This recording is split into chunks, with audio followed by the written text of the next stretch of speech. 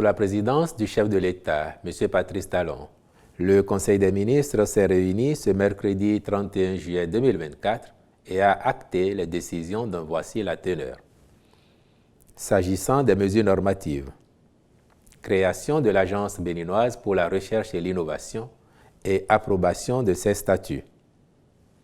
Un diagnostic de l'organisation et de l'animation de la recherche et de l'innovation dans notre pays révèle l'existence de plusieurs structures avec une redondance des missions.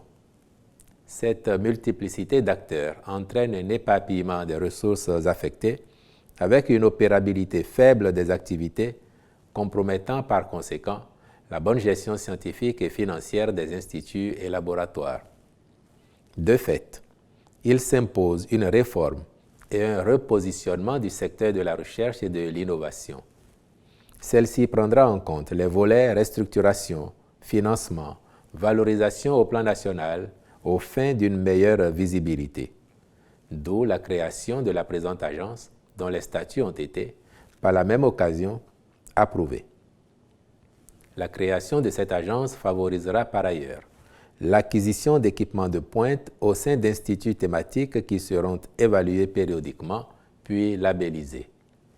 Il en sera de même pour d'autres outils techniques sur des créneaux porteurs, sans compter la possibilité de négocier des accords de licence et des transferts technologiques. S'agissant des communications, en point 1, signature d'une convention minière pour l'exploitation de kaolin dans la commune de Kétou, en vue du fonctionnement de l'usine de fabrication de carreaux de céramique implantée dans la zone de développement industriel de Glodjigbe, GDIZ. L'option faite de valoriser les ressources minérales de notre sous-sol a induit diverses actions de promotion qui ont permis d'intéresser des opérateurs intervenant dans la chaîne d'extraction et de transformation des dites ressources.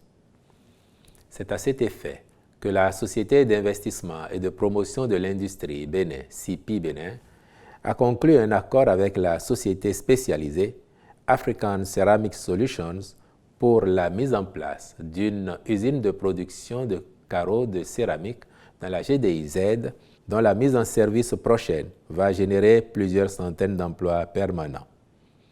Les essais de caractérisation réalisés sur ces minéraux sont concluants.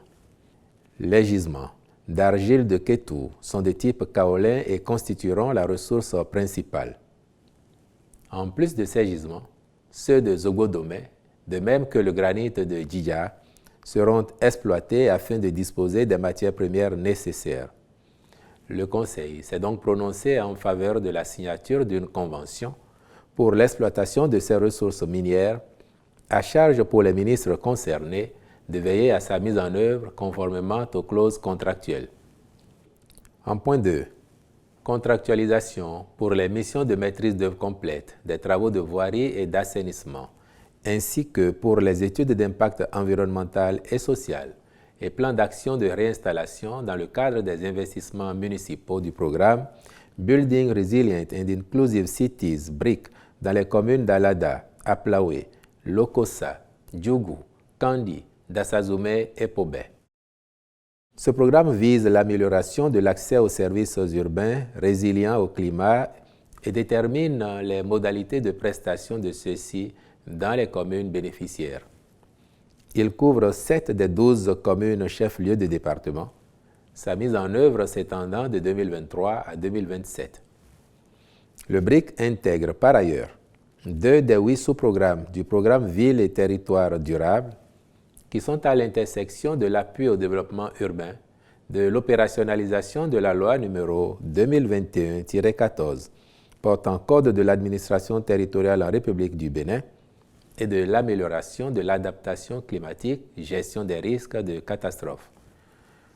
Le programme BRIC, par le biais du renforcement de l'outil conventionnel État-commune, contribuera à la résilience climatique en conférant aux collectivités territoriales un rôle plus important dans la fourniture des infrastructures et des services urbains de base.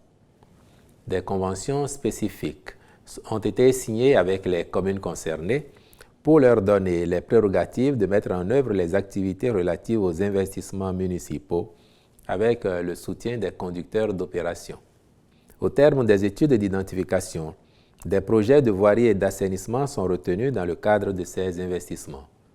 Afin d'assurer une cohérence des interventions et une atténuation des impacts pour les populations bénéficiaires entre les investissements du niveau central et les investissements municipaux, il urge d'accélérer le calendrier d'exécution de ces derniers au regard des étapes déjà franchies par les premiers.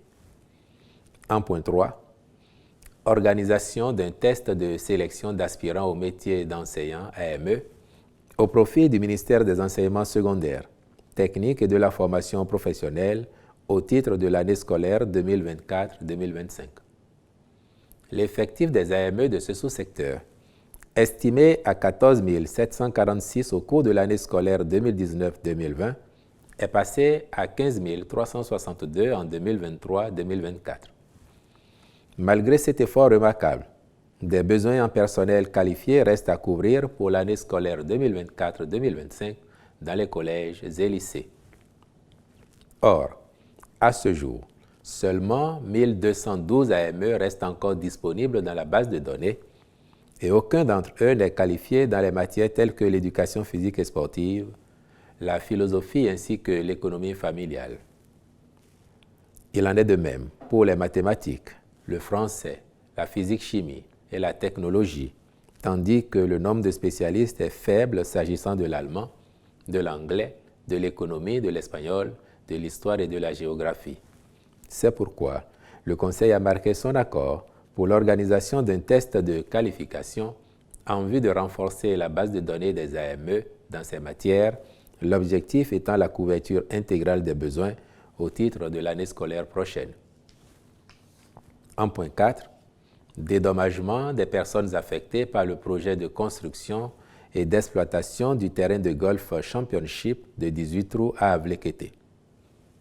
À l'issue de l'expertise commanditée sur la mise en œuvre de ce complexe sportif et touristique, il se révèle que le projet couvre une superficie de 111 hectares de terre et affectera 173 personnes ainsi que 22 immeubles d'habitation et autres biens. En application des dispositions légales et réglementaires en la matière, le Conseil a approuvé les dédommagements et indemnisations appropriés et instruit les ministres concernés de veiller à leur prise en compte diligente. Au chapitre des rencontres et manifestations internationales, ont été autorisées la célébration de la 64e édition de la Fête nationale le 1er août 2024, l'organisation de l'édition 2024 des consultations régionales des institutions nationales des droits de l'homme de l'espace CEDEAO à Cotonou du 26 au 30 août 2024, puis la participation du Bénin aux Olympiades panafricaines de mathématiques, édition 2024, à Johannesburg, en Afrique du Sud, du 10 au 20 août 2024. Au sommet de l'avenir, à New York, aux États-Unis d'Amérique, les 22 et 23 septembre 2024, ainsi qu'à la 31e session ordinaire du Comité des droits des personnes handicapées à Genève, en Suisse, du 12 au 17 août 2024. Au chapitre des mesures individuelles, enfin, ont été prononcées les nominations que voici. À la présidence de la République, directeur général de l'Agence de promotion des investissements et des exportations, M. Sindé Gilles Chekete. Directeur général de l'Agence nationale d'identification des personnes, M. Aristide Adjinakou. Au ministère de l'Économie et des Finances, secrétaire générale adjointe du ministère, Mme Awaou Bako. Conseiller technique aux affaires fiscales, M. Donald Gandji. Conseiller technique juridique, Mme Beverly Fagboum. Conseiller technique, Mme et Messieurs Alice Massimouali, Habib Tidjani. Directeur de la planification, de l'administration et des finances, M. Patterson Hunkanrin. Directeur adjoint de la planification, de l'administration et des finances, M. Moïse Ilaye Boni. Directeur général des participations de l'État et de la dénationalisation, M. Moubarak Soumanou. Directeur général de l'Agence nationale de supervision des systèmes financiers décentralisés, M. Philippe Daoui. Directeur général de la Société pour la promotion et l'appui au développement des micro-entreprises PADME, Mme Christelle Yébé. Président de la cellule nationale de traitement des informations financières CENTIF, M. Rafiou Bello. Membre de la CENTIF au titre de haut fonctionnaire de la police républicaine, M. Edgar Landry Zola. Chef du service adjoint à l'inspection générale des finances, M. Arnaud Messan. Au ministère de la Justice et de la Législation. À la chancellerie. Directeur des affaires pénales et des grâces, M. Norbert Lié Dadjo. Dans les juridictions. À la Cour suprême. Conseiller. Messieurs Agboton Alexis Metaou, Wilfried Sonayon Araba, Seydou Boni Pegounou, Sani Sidi Hamza Goté. Avocat général, M. Memavo Jacques Ounsou. À la Cour d'appel de Cotonou. Premier substitut général, M. Jules Aoga. Conseiller, Messieurs Adjima Khalifa Djimila, Mitonji Adoko, Ignace Adigli, Dossa Justin Agassouno. À la Cour d'appel d'Abomey. Président, M. Christian Amaté Ataï. Procureur général, M. Ousmane Aledji. À la Cour d'appel de Parakou.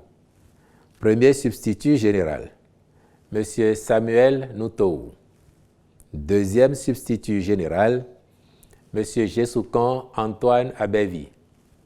Troisième substitut général, M. Jacques Fiacre Azalou Topassi. Conseiller, Messieurs Antoine Ouézé, Bachirou Assouma Amadou.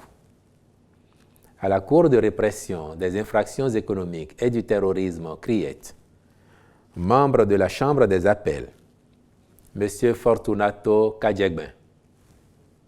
À la Cour spéciale des affaires foncières, procureur spécial, M. Freddy Yawénou. Juge d'instruction du premier cabinet, M. Sourou Noël Humbo. Conseiller, Messieurs Désiré Padel Dato, Serge Tina, Alphonse Bossou. Juge, Mesdames et Messieurs, Maoutin Angèle Annan Badin, Floriane Edwige Triomphe Iko, Bariat Olaïde Akanke Fatiou, Émile Logo, Sénakpon Herman Mathieu Aokpe. Au tribunal de première instance de première classe de Cotonou, procureur de la République, M. Chegoun Tidjani Serpos. Substitut chargé du pôle des mineurs, Mme Augustine Blanche Adonon. Au tribunal de première instance de première classe de Parakou, président, M. Alou Bani Démon. Juge d'instruction du premier cabinet, M. Jaurès Nel Sena Zinflou. Juge d'instruction du deuxième cabinet, M. Pierre Setonji Kodja. Procureur de la République, M. Alain Raoul Agboton. Au tribunal de première instance de deuxième classe d'Abomey-Calavi. Juge du pôle des mineurs, Mme Balkissou Oseni, épouse Osho. Premier substitut du procureur, Mme Souhaïlatou Touré Idrissou. Deuxième substitut du procureur, M. Jessoutondin Eude Ongbedji. Troisième substitut du procureur, Mme Iris Akwele Fatayon, épouse Avou. Au tribunal de première instance de deuxième classe de Lokossa. Premier substitut du procureur, M. Sénan Gérard Afedjou. Au tribunal de première instance de deuxième classe de Sabalou, président, M. Zéphirin Agassouno.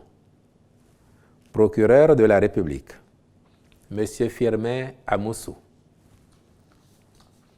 Au tribunal de première instance de deuxième classe de Komé, président, M. Laziwole Alade Abdou Karimi Adeoti.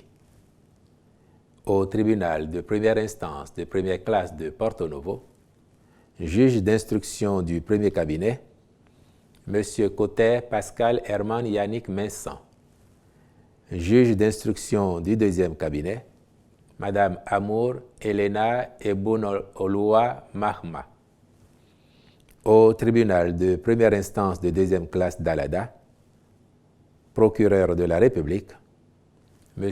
Idossou Ivion Rodrigue Sedonumbo. Au tribunal de première instance de deuxième classe de Pobé, président, M. Afoyon Thierry Ahové. Au tribunal de première instance de deuxième classe d'Abomey, président, M. Francis Enayon Bodjrenou. Juge d'instruction du premier cabinet et juge des mineurs, Mme Marie-Mathilde Vinance-Mekpo, épouse Soupo. Juge d'instruction du deuxième cabinet, M. Mamoudou Adjassa Abiola. Juge d'instruction du troisième cabinet, M. Eloge Philibert Maoutin Komlan-Kenom. Procureur de la République, M. Marius Hondji. Au ministère du Numérique et de la Digitalisation, directeur de la Planification, de l'Administration et des Finances, M. Komlan Amour Abel Pochimin, je vous remercie.